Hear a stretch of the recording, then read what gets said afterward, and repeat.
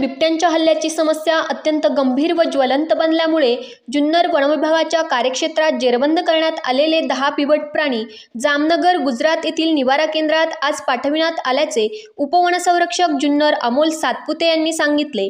जगातील सर्वात मोठे प्राणी संग्रहालय आणि प्राणी पुनर्वसन केंद्र असलेल्या जामनगरमधील वनतारा प्राणी संग्रहालयात जुन्नर तालुक्यातील माणिकडोह येथून 4 मादी व 6 नर असे एकूण 10 बिबटे स्थलांतरित करण्यास केंद्रीय प्राणी संग्रहालय प्राधिकरण दिल्ली यांनी मान्यता दिली होती।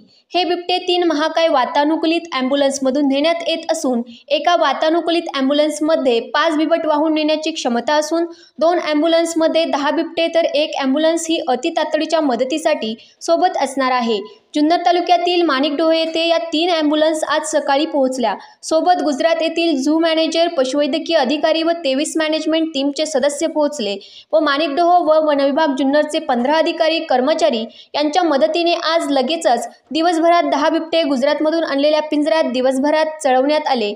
उपवनसंरक्षक अमोल सातपुते, सहाय्यक वनसंरक्षक अमित भिसे, वनपरिक्षेत्र अधिकारी प्रदीप चव्हाण व माणिकडोह पशुवैद्यकीय अधिकारी यांच्या उपस्थितीत हे 10 बिबटे पिंजऱ्यात सुरक्षित दखल घेऊन सोडण्यात आले। आज या बिबट्यांची पाठवणी करण्यात आली आहे। बिबट्यांना घेऊन जाण्यासाठी पशुवैद्यकीय अधिकाऱ्यांसह 20 ते 25 जणांचे गुजरातचे पथक ॲम्ब्युलन्स सोबत जाणार आहे। हायड्रोलिक पद्धतीने दरवाजे उचलण्याची सोय या महाकाय ॲम्ब्युलन्समध्ये असल्याने हे सर्व बिबट सुरक्षितपणे ॲम्ब्युलन्समध्ये चढवले गेले।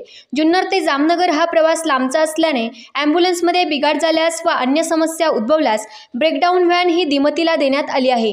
पाठवणी करण्यात येणाऱ्या बिबट्यांची वैद्यकीय तपासणी करून त्यांना ॲम्ब्युलन्समध्ये दाखल करण्यात गेले।